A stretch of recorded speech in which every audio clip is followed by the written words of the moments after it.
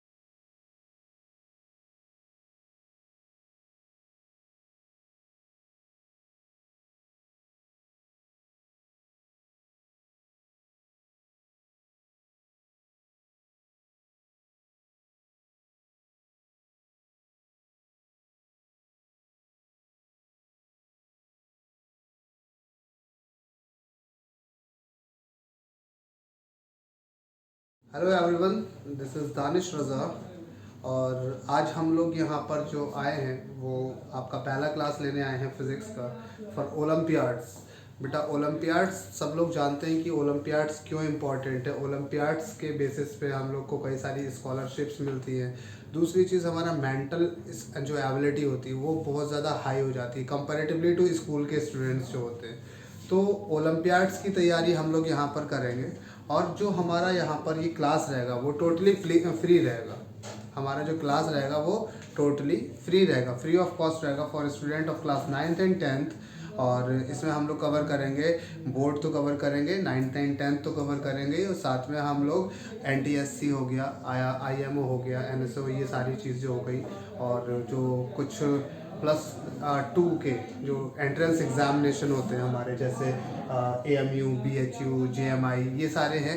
इन चीज़ों को भी अपन कवर करके चलेंगे। तो बेटा, ये एक फ्री क्लास है, ये इंटेलिजेंस करियर इंस्टीट्यूट की तरफ से विद कोलाब्रेशन है। यहाँ पर जो कोलाब्रेशन हमारे साथ में हो रहा है वो DYC का हो रहा। तो DYC के कोलाब्रेशन के साथ इंटेलिजेंस करियर इंस्टीट्यूट आप लोगों के सामने आया है, और ये फ्री क्लासेस लेकर। ठीक है, तो चले आज हम लोग स्टार्ट करने जा रहे हैं फिजिक्स का पहला point, which is common for both 9th and 10th। दोनों क्लास के लिए कॉमन है। आज का क्लास सिर्फ और सिर्फ बेसिक क्लास है, और शायद एक आध दिन और भी ये बेसिक क्लास चलेगा। तो ये कॉमन क्लास हमारा जो है, इसमें हम लोग सबसे पहले जानेंगे कि फिजिक्स होता क्या है। What do you mean by physics. तो बेटा, फिजिक्स की मैं बिल्कुल एकदम बारीकी से बात करने जा रहा हूँ। बिल्कुल मैं यहाँ से स्टार्ट करूँगा कि फिजिक्स होता क्या है। तो सबसे पहली चीज़ बेटा, फिजिक्स हमारी ब्रांच है साइंस की। साइंस की एक हमारी ब्रांच है जो हमारी प्रकृति और उसके नियम कानून के बारे में, जो भी उसके कानून हैं, जो भी उसके नियम हैं, उनके बारे में बताती है। तो कह सकते हैं कि physics is a branch of science which deal with the study of nature and its law. या मैं दूसरी डेफिनेशन में इसको कह सकता हूँ कि हमारे जो कोई भी ऑब्जर्वेशन हमारा हो रहा है, ठीक है ना, कोई भी ऑब्जर्वेशन जो हो रहा उसका एक्सपेरिमेंटली प्रूफ देकर, जो एक्सपेरिमेंटली प्रूफ देकर एक्सप्लेनेशन दे, एक्सपेरिमेंटली प्रूफ देकर एक्सप्लेनेशन दे, वो ब्रांच को हम लोग नाम देते हैं फिजिक्स का। तो physics is a branch of science which deal with the study of phenomena occurring by experiment. कोई भी घटना जो घट रही है उसको बाई एक्सपेरिमेंट अगर कोई प्रूफ करके बता रहा, तो वो ब्रांच हमारी कहलाएगी फिजिक्स। तो डेफिनेशन मैं यहाँ पर दिखा देता कि ब्रांच है, या ये सब ब्रांच नहीं लिखते अपने, थोड़ा कॉम्पिटेटिव पढ़ेंगे, ठीक है, बोर्ड से थोड़ा सा ऊपर लेवल पढ़ेंगे, तो मैं ब्रांच ये सब नहीं लिखूंगा। सिर्फ क्या हो जाएगा, ये study of nature and its law. And its laws. प्रकृति और उसके नियम के बारे में जो चीज बता रही है उसको हम लोगों ने नाम दिया फिजिक्स का। ठीक है, चले अब हम यहाँ पर बात करते हैं फिजिक्स के बाद में कुछ इंपॉर्टेंट बात है जिसको हम लोग नाम देते हैं फिजिकल क्वांटिटी। फिजिकल क्वांटिटी, तो बेटा क्या होता है फिजिकल क्वांटिटी? आप लोग क्या जानते हैं फिजिकल क्वांटिटी? ऐसी चीजें, ऐसी वस्तुएं जिनको हम नाप सकें आर कॉल्ड फिजिकल क्वांटिटी, यानी कि measurable things are called physical quantity. तो फिर मैं कहूँगा, मेरा क्वेश्चन यहाँ पर आ जाएगा कि क्या क्या चीज़ें ऐसी हैं जिनको हम नाप सकते हैं, ऐसी कौन सी चीज़ें जिनको हम नाप सकते हैं। फिजिकल क्वांटिटी क्या है? अगर मैं आपको क्या करूँगा, मैं आपको पिंच करूँगा, पिंच करने में आपको दर्द हो, मैं कहूँगा कि कितना दर्द हुआ, तो आप क्या बता सकते हैं मेरे को? इतना दर्द हुआ। दर्द को आप नहीं नाप सकते, है ना। यहाँ पर मान लो कि एक माँ है, माँ अपने बच्चे को प्यार कर रही है, तो कितना प्यार कर रही है, तो इन चीज़ को हम नहीं नाप सकते। ये चीज़ें फिजिकल क्वांटिटी में नहीं आएंगी। तो फिजिकल क्वांटिटी में कौन चीज़ आएंगी? इनके अलावा वाली सारी चीज़ें। जैसे हमने कहा कि डिस्टेंस है, मैं इतना मीटर चल लिया, इतनी देर चल लिया, देर मतलब टाइम पीरियड हो गया, है ना। इतने किलोग्राम, इतना लीटर, इतना मीटर पर सेकेंड, इतना न्यूटन, है ना। तो फिजिकल क्वांटिटी क्या है? ऐसी चीज़ें जिनको हम नाप पा रहे हैं, नाप सकते हैं। ठीक, तो फिजिकल क्वांटिटी में मेरे पास में क्या हो सकता है? बस मैं डेफिनेशन के तौर पे बता सकता हूँ, measurable things are called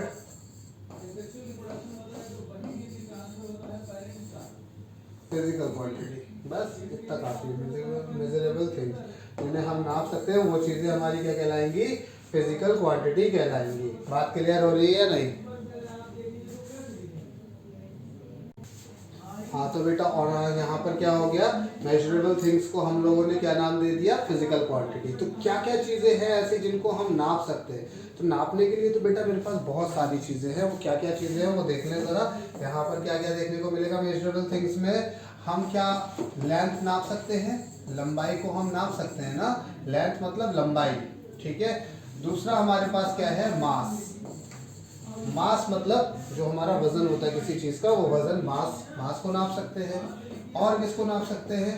time को भी नाप सकते हैं, टेम्परेचर नाप सकते हैं, फोर्स नाप सकते हैं, वेलोसिटी नाप सकते हैं। बहुत सारी चीजें जिनको हम नाप सकते हैं, ठीक है। तो ऐसी क्वांटिटीज जिनको हम नाप सकते हैं, ऐसी चीजें जिनको नाप सकते हैं आर कॉल्ड फिजिकल क्वांटिटी। बात क्लियर है? तो यहाँ से मैं क्या कर दूं? मैं इसको हटा दूं, ये तो इसकी कोई ज़रूरत नहीं है। अच्छा, एक चीज़ और समझ आती है मुझे, किसी फिजिकल क्वांटिटी को अगर मेरे को नापना है, जैसे मैं आप लोगों से कहूँ कि ये कह दूं कि आपकी बेटा एज कितनी है, तो आप लोग कहेंगे 14, है ना। आपकी एज कितनी है तो आप कहेंगे 14। तो 14 जब आपने यहाँ पर बोला, तो 14 बोलने में मैं यहाँ 14, मैं तो पूछ क्या रहा हूँ? मैं पूछ रहा हूँ एज। एज है क्या? एज है इस दुनिया पे हमें आए हुए कितना समय हो गया, यही तो एज होती है। एज को अगर डिफाइन करें तो यही तो समय जो है वो बता रहा है एज। एज क्या बता रहा है हमें? समय। तो हमसे कहा गया कि इस दुनिया पे हमें आए हुए 14 ईयर्स हो गया। आप लोगों को यही तो 14, 15 यही एज होगी ना। तो मान लो हमने क्या कह दिया? 14 एज है आपकी। तो अब 14 क्या कह सकते हैं? 14 जो है वो टाइम की यूनिट में बता रहा है। तो 14 में सेकंड भी कह सकता हूँ, मैं कह सकता हूँ कि 14 मिनट्स के भी हो सकते हो, मैं कह सकता हूँ कि 14 आवर के हो सकते हो, मैं कह सकता हूँ 14 डेज के हो सकते हो, 14 वीक के हो सकते हो, है ना। 14 मंथ के हो सकते हो, मंथ हो गया, 14 ईयर्स के हो सकते हो। तो बेटा इतनी सारी चीज़ों में जब आप लोगों ने यहाँ पर सिर्फ और सिर्फ 14 बोला, तो क्या अपनी बात को कंप्लीट किया? तो कहोगे नहीं। बात कंप्लीट कब होगी? जब हम नंबर के साथ में कुछ और भी बताएंगे कि हम 14 क्या है, 14 ऑफ ईयर, 14 साल के हैं हम, है ना। तो यहाँ पर हमें क्या लगाना पड़ेगा? एक यूनिट भी लगाना पड़ेगी। इन नंबर के साथ में एक यूनिट भी लगाना पड़ेगी। All these are the unit of time. सारी की सारी यूनिट किसकी है? ये टाइम की यूनिट है, ठीक है। तो हमें यहाँ पर क्या लगाना पड़ेगा बेटा? यूनिट भी लगाना पड़ेगी। तो आपने बोलना पड़ेगा 14 ईयर्स, है ना।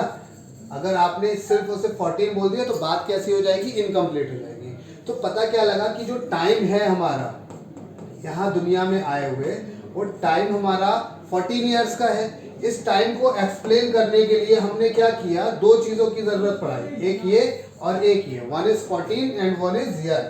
14 और AR यूनिट, मतलब नंबर की जरूरत पड़ी एक तो हमें नंबर, और दूसरी जरूरत हमें किसकी पड़ी, यूनिट की। तो यहां से बेटा मैं कह सकता हूं कि किसी भी फिजिकल क्वांटिटी को एक्सप्लेन अगर मेरे को करना है, किसी भी फिजिकल क्वांटिटी को अगर अपन को एक्सप्लेन करना है, फिजिकल क्वांटिटी को, किसी भी फिजिकल क्वांटिटी को अगर एक्सप्लेन करना है तो we need two things, one is numerical value, that means numerical part, second one is unit. Numerical part बताएगा नंबर, नंबर जो लगा हुआ होगा हमारे पास यहाँ पर, this is the numerical part, 14 is the numerical part and here is the unit. यानी कि इस यूनिट का कितना times, times means number, number बताएगा ये जो 14 है 14 टाइम्स ऑफ इस यूनिट का यहाँ पर तुम्हें दुनिया पे आए हुए हो गए। आपका मास पूछेगा, मास कह देगा, उसने कहा मास कितना है 50 kg है, सपोज मास इज 50 kg। तो अगर सिंपली ऐसे करके लिख देते, कैसे कि मैं अगर पूछता कि व्हाट्स योर मास, तो मास में आपने कहा कि 50 मास बताया, अपना वजन कितना बताया 50, तो मैं 50 आपको ग्राम भी डिनोट कर सकता था, मैं 50 कुंटल भी आपको कह सकता था, मैं आपको 50 कुंटल 50 टन भी कह सकता था। All these are the unit of mass. 50 milligram भी कह सकता था, मिलीग्राम कह सकता था, है ना। तो ये सारी की सारी कह सकता था, लेकिन आपको क्या करना है, आपका मास तो इतना है नहीं। अब तो आपको बुरा लग जाना है, अगर मैं यहाँ पर ऐसा कुछ कहूंगा तो आपको बुरा लग जाना है, तब आप मुझसे कहोगे नहीं 50 ऑफ kg, यानी कि इस यूनिट का, इस kg की यूनिट का मैं 50 टाइम्स हूं, है कि नहीं है, इस kg वाली यूनिट का मैं 50 टाइम्स हूं। ठीक, तो अब यहाँ पर आपकी बात यहाँ कंप्लीट हो रही है कि अगर किसी चीज को आपने डिनोट करना है, किसी फिजिकल क्वांटिटी को आपने बताना है, तो वहां पर आपको क्या बताना पड़ेगा, दो चीज, one is number and second one is unit. ठीक है, नंबर क्या है, न्यूमेरिकल पार्ट है, और यूनिट क्या है, यूनिट अपनी ये बताएगी कि कितना टाइम्स ऑफ इस यूनिट का है, मतलब कह सकते हैं कि कितना टाइम्स है, ये यूनिट बताएंगे कि कितना टाइम्स है, और ये नंबर बताएगा कि इस यूनिट का कितना टाइम्स है। ठीक, यूनिट नंबर का टाइम्स और ये नंबर यूनिट का टाइम्स बताएगी। क्लियर। तो बेटा यहाँ पर अभी मेरे को क्या और चीजें देखने को मिली, फिजिकल क्वांटिटी में हमें दो चीजें देखने को मिल गई, one is numerical part and second one is unit. Let me tell you one more example बेटा। Suppose we have a scale, ठीक, ऑफ लेंथ 10 सेंटीमीटर।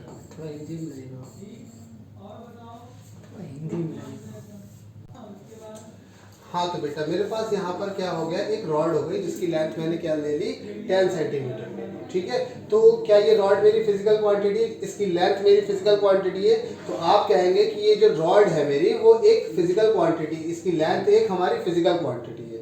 अच्छा, क्या मैं इस 10 सेंटीमीटर को ऐसे लिख सकता हूँ 100 मिलीमीटर? आपको ये बात पता होगी कि 1 centimetre is equal to 1 centimetre is equal to 10 millimetre, 1 centimetre is equal to 10 millimetre, है कि नहीं है। अच्छा, और कह सकता हूँ इसको 0.1 मीटर भी मैं कह सकता हूँ, है ना। क्या ये रॉड अलग थी, क्या मैंने यहाँ पर डिफरेंट तीन बातें नहीं लिखी? आप कहेंगे हाँ बेटा, यहाँ पर लिखी तो है ये। तो क्या हो रहा है यहाँ पर, यहाँ हो रहा कि 10 सेंटीमीटर की ही रॉड है, इसको मैं चाहूँ तो ऐसे भी लिख सकता हूँ 100 मिलीमीटर, मैं चाहूँ इसको तो ऐसे भी लिख सकता हूँ 0.1 मीटर। बोलो हाँ या ना, लिख सकता हूँ कि नहीं लिख सकता? बिल्कुल लिख सकता हूँ। तो क्या पता लगा कि चीज तो वही रही, चीज हमारी जो स्केल थी वो तो वही है, फिक्स है, जो कि कैसी है, फिक्स है। स्केल हमारा कैसा है, फिक्स है। लेकिन हमने यहाँ पर न्यूमेरिकल पार्ट को चेंज किया। अगर इन दोनों में अगर बात करूं, इन दोनों में देखो न्यूमेरिकल पार्ट चेंज किया तो साथ साथ यूनिट भी चेंज हो गई, साथ साथ यूनिट भी चेंज हो गई। यहाँ अगर मैं इन दो की बात करूं, मेरे पास में ये दो की बात कर लूं, तो क्या पता लग रहा है, इसका न्यूमेरिकल पार्ट इसके न्यूमेरिकल पार्ट से कैसा है, छोटा है। तो इसके साथ वाली जो यूनिट सेंटीमीटर वाली है वो इस मिलीमीटर वाली यूनिट से बड़ी हो गई, है ना। अगर मैं इन दोनों की बात कर लूं, इन दोनों की बात, यहाँ पर मेरे पास 10 सेंटीमीटर और 0.1 मीटर। मैंने कहा कि इसका न्यूमेरिकल पार्ट इसके न्यूमेरिकल पार्ट से बड़ा है, ये न्यूमेरिकल पार्ट इस न्यूमेरिकल पार्ट से बड़ा है, तो ये वाली यूनिट छोटी हो जाएगी और ये वाली यूनिट बड़ी हो जाएगी। तो इन सब चीज़ों से एक बात पता लगी कि कोई भी जो फिजिकल क्वांटिटी है वो बराबर हमारी कैसी चीज़ है, कांस्टेंट चीज़ है बेटा। कैसी चीज़ है, कांस्टेंट चीज़। और कांस्टेंट चीज़, अच्छा फिजिकल क्वांटिटी है क्या, न्यूमेरिकल पार्ट और यूनिट का प्रोडक्ट है। दो चीज़ से मिलकर बन रही है, न्यूमेरिकल पार्ट और यूनिट का प्रोडक्ट है, वो चीज़ हमारी कैसी है, कांस्टेंट है। तो यहाँ से मैं ये बात कह सकता हूँ कि numerical part is inversely proportional to unit. बोलो हाँ या ना। न्यूमेरिकल पार्ट इस u को डिवाइड में डाला तो प्रोपोर्शनल कैसे हो गई, यूनिट की इनवर्सली प्रोपोर्शनल हो गई। मींस यहाँ से क्या पता लगा कि ज्यादा द न्यूमेरिकल पार्ट, ज्यादा द न्यूमेरिकल पार्ट, ज्यादा the numerical part come will be the unit.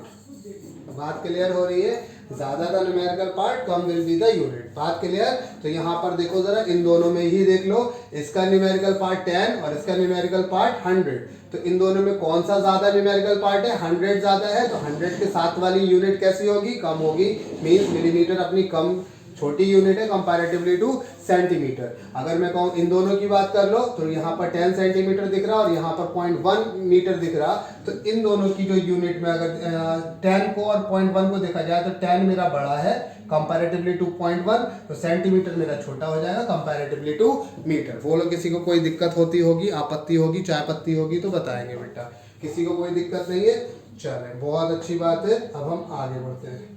ये सारी चीज़ें आप लोग स्क्रीन को पॉज करके नोट करते रहेंगे, सारी चीज़ें स्क्रीन को पॉज करके नोट करते रहेंगे। बात क्लियर हो गई, ओके। अब हम यहाँ पर बात कर रहे हैं कुछ क्वांटिटीज की, types of quantities. Types of quantities, जो फिजिकल क्वांटिटी है ना हमारी, तो ये कितने टाइप की होती है उसकी बात करें। ठीक, फिजिकल क्वांटिटी हमारी कितने टाइप की होती है, तो बेटा यहाँ पर फिजिकल क्वांटिटी हमारी जो है वो दो टाइप की होती है। Two types of physical quantities are there. One is fundamental quantities, fundamental quantities, and second one is derived quantities. Second one is derived quantities. One is fundamental, second one is derived quantity. अपने पास fundamental एक है और दूसरी drive quantity है। तो बेटा fundamental हमारी वो क्वांटिटी होती है जिसमें जो कि किसी पे डिपेंड नहीं करती। कोई भी चीज़ होती है हमारी, जैसे कई सारी हमारी क्वांटिटीज ऐसी हैं, जैसे क्या हो गया यहाँ पर, लेंथ हो गया, मास हो गया, टाइम हो गया, टेम्परेचर हो गया, अमाउंट ऑफ सब्सटेंस हो गया, amount of substance that is mole, chemistry में पढ़ा होगा आप लोगों ने, और करंट। ल्यूमिनस इंटेंसिटी भी रह गई, luminous intensity, luminous intensity and current. ठीक है, तो ये सारी चीज़ें हमारी कैसी हैं, ये सारी चीज़ें ऐसी क्वांटिटी हैं जो किसी पे डिपेंड नहीं करती हैं। जब ये इनको बनाया जाता है, जब ये बनती हैं, तो ये किसी पे डिपेंड नहीं करती, ये अपने आप से होती हैं। ये अपने आप से होती है तो होती हैं तो होती हैं। इनको अगर देसी भाषा में कहा जाए तो दीज क्वांटिटीज आर कॉल्ड आत्मनिर्भर क्वांटिटीज। कैसी क्वांटिटीज कहलाएंगी ये, आत्मनिर्भर, किसी पे डिपेंड नहीं करती, अपने आप से होती हैं तो होती हैं। आत्मनिर्भर, not dependent on any other quantities, सातों की सातों किसी पे डिपेंड नहीं कर रही हैं। ठीक है, चलो मैं यहाँ पर एक चीज़ और बता दे रहा हूँ इनके साथ में। लेंथ जो है वो हमारी लंबाई है, और लंबाई की जो जनरल एसआई यूनिट है वो बेटा है मीटर। लंबाई की जो जनरल एसआई यूनिट है वो है मीटर। मास अपना क्या है, मास है वजन। वजन की जो एसआई यूनिट है दैट इज किलोग्राम। ठीक है, टाइम की बहुत सारी यूनिट होती है, लेंथ की भी बहुत सारी यूनिट, सेंटीमीटर भी होती है, मिलीमीटर भी होती है, किलोमीटर भी होती है, लेकिन जो एसआई सिस्टम है, जो स्टैंडर्ड इंटरनेशनल सिस्टम है, उसमें लेंथ हमारी मीटर में नापी जाती है। ऐसे ही मास को हम standard international system that is called SI system, standard international system को हम लोगों ने नाम दिया है एसआई सिस्टम। तो उसमें मास को हम किलोग्राम में नापते हैं, टाइम हमारा मिनट, आवर, दिन, महीना, साल, सब कुछ है हमारे टाइम की यूनिट, लेकिन स्टैंडर्ड सिस्टम में हम इसको किससे नापते हैं? सेकंड में नापते हैं। स्टैंडर्ड इंटरनेशनल सिस्टम में हम इसको सेकंड में नापते हैं। ठीक है, ये हो गया हमारा सेकंड। टेम्परेचर को हम degree Celsius, degree Fahrenheit, degree Kelvin, इन सब चीज़ों में नापते हैं, लेकिन जो हमारा स्टैंडर्ड सिस्टम है उसको हम केल्विन में नापेंगे। ठीक है, अमाउंट ऑफ सब्सटेंस को हम लोग मोल में नापते हैं। ल्यूमिनस इंटेंसिटी को हम कैंडेला में नापते हैं। ये सारी की सारी चीज़ें उसकी यूनिट होती है, जिसमें हम नापते हैं वो यूनिट होती है। और करंट को हम एम्पियर में नापते हैं। All these are called the units of this fundamental quantity.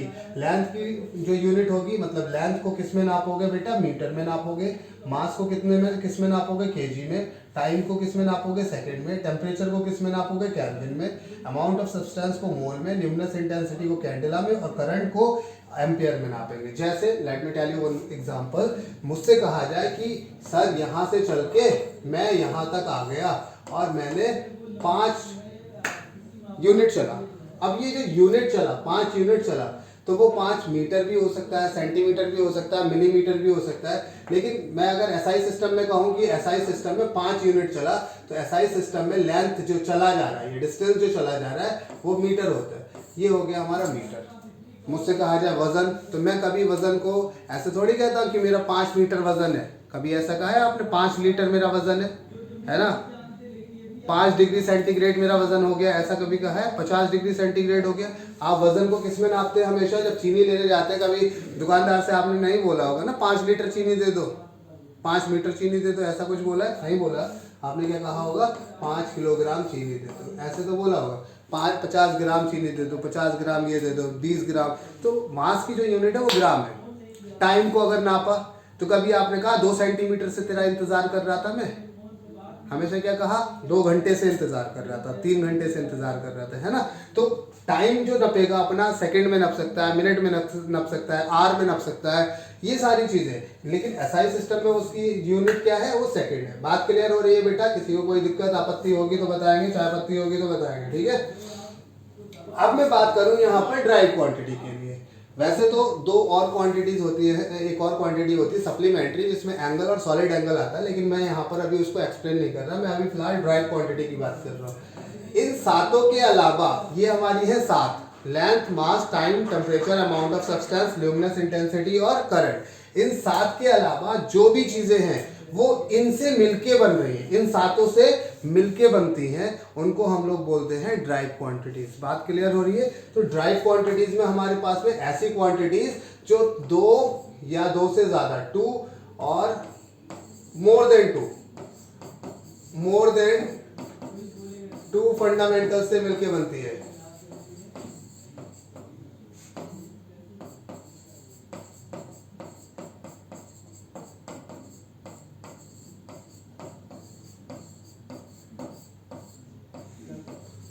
दो या 2 से ज्यादा फंडामेंटल से मिलके बनती है, उसे हम लोग नाम देते हैं ड्राइव क्वांटिटीज। जैसे मेरे से कहा जाए एरिया, किसी भी चीज का एरिया, अगर मेरे पास यहाँ पर क्या है, एक स्क्वायर है, इसका एरिया की अगर मैं बात करूँ, या रेक्टेंगल है, इसके एरिया मान लो ये ए साइड है और ये बी साइड है। तो साइड है यानी कि लंबाई है, तो एरिया अगर निकालते हैं तो ए इंटू बी कर दे, लंबाई इंटू चौड़ाई। लंबाई भी मीटर में नपी, चौड़ाई भी मीटर में नपी। मीटर मतलब लेंथ की 2 बार यूनिट लगा दी, एक यूनिट ये, एक यूनिट ये, लेंथ की 2 बार यूनिट। तो जो एरिया है हमारा, एरिया की जो यूनिट होती है वो क्या होती है बेटा? Metre square. तो एरिया हमारा 2 मीटर से मिलके बना है, दैट इज 1 मीटर और 1 मीटर, और metre is the fundamental quantity. तो फंडामेंटल क्वांटिटी यहाँ पर कितनी आ रही है? 2 फंडामेंटल क्वांटिटी आ रही है। 2 फंडामेंटल क्वांटिटी से मिलके बन रहा हमारा एरिया, है ना? जैसे यहाँ पर एक और टर्म ले लो, स्पीड। स्पीड आपने क्या जाना है? Speed is equal to distance upon time. पढ़ा है कभी? नहीं पढ़ा है? Distance upon time. डिस्टेंस की जो यूनिट होती है वो क्या होती है बेटा? मीटर। और टाइम की जो यूनिट होती है वो कितनी होती है? सेकंड होती है। डिस्टेंस की यूनिट क्या होती है? मीटर, और टाइम की यूनिट हो गई यहाँ पर सेकंड। तो यहाँ पर देखिए, this is the fundamental and this is the fundamental. कितनी फंडामेंटल मिल रही है? 2 फंडामेंटल। 2 या 2 से ज्यादा मिलेंगी तो अपना कौन बनेगा? ड्राइव क्वांटिटी बनेगी। 2 या 2 से ज्यादा मिलेगी। यहाँ पर ये हो गया एरिया, ये हो गया स्पीड, है ना? एक और चीज मैं बता दूं, फोर्स देखोगे, फोर्स या कहोगे एक्सेलरेशन, एक्सेलरेशन जानते हैं, मैं बताऊंगा इसको। एक्सेलरेशन होता है हमारा, एक्सेलरेशन की अगर हम बात करें तो acceleration a is equal to क्या होता है, velocity upon time. What is the unit of velocity? Velocity की यूनिट है बेटा मीटर पर सेकंड, और टाइम की यूनिट भी कितनी है, सेकंड। तो यहाँ पर टोटल मिला के कितनी बनेगी, मीटर पर सेकंड स्क्वायर। तो एक्सेलरेशन की जो यूनिट आ गई वो क्या आ गई, मीटर पर सेकंड स्क्वायर। दैट इज 1 2 3, तीन क्या आ गई यहाँ पर हमारी फंडामेंटल क्वांटिटीज आ गई। तीन फंडामेंटल क्वांटिटीज से मिलके बन रहा है हमारा एक्सेलरेशन। ऐसे और भी बहुत सारे एग्जांपल है, जैसे जैसे आते रहेंगे मैं बताता रहूंगा। तो क्या यहाँ तक किसी को कोई आपत्ति चाय पत्ती है बेटा, जल्दी से बताएंगे। किसी को कोई दिक्कत होगी तो बताएं, हाँ या ना। तो आज तो हमारा यहाँ पर ये बेसिक था, इंट्रोडक्शन था फिजिक्स का, जिसमें मैंने आपको क्या क्या बताया, फंडामेंटल क्वांटिटीज बताया। और तो बेटा मैंने आज आप लोगों को यहाँ पर बेसिक फिजिक्स का बताया, जिसमें हम लोगों ने सिर्फ और सिर्फ इतनी बात करी है कि फंडामेंटल क्वांटिटीज क्या होती है, ड्राइव क्वांटिटीज क्या होती है, फिजिकल क्वांटिटीज क्या होती है, सबके मैंने एग्जांपल के साथ में बता रखा था। तो अगर आप लोगों को ये क्लास समझ में आया होगा तो आप लोग अपने दोस्तों के साथ इस टाइप की क्लासेस को शेयर कर सकते हैं, क्योंकि ये सारा कोर्स आपका फ्री ऑफ कॉस्ट चलने वाला है। और डे 1 से हम लोग जब यहाँ पर क्लासेस लेंगे तो आपका लगातार सारा का सारा सिलेबस कवर कराएंगे, प्लस आपको इंजीनियरिंग के लिए, मेडिकल के लिए तैयार कराएंगे। अभी से ही फाउंडेशन की साथ साथ तैयारी कराएंगे हम लोग। लेवल थोड़ा सा बोर्ड से लेवल अप लेकर चलेंगे, ठीक है। तो ये सारी चीज़ें हो सकता है कि आपको बोर्ड में कम लोगों को देखने को मिले, लेकिन हम लोग इसको कराएंगे, क्योंकि ये आपके कॉम्पिटिटिव एग्जाम जो होंगे, जैसे NTSC हो गया, NSO हो गया, IMO हो गया, KVPY हो गया, SCRA तो शायद अब नहीं हो रहा है, SCRA वगैरह, इन सारी चीज़ों के लिए अभी से ही आपकी बेस बनता हुआ चल रहा है, ठीक है। तो बस जुड़े रहें इंटेलिजेंस की फैमिली के साथ में, और आप लोग बस अच्छा करते रहें, ठीक। आज के लिए बस इतना ही, मिलते हैं अगले क्लास में, तब तक के लिए धन्यवाद।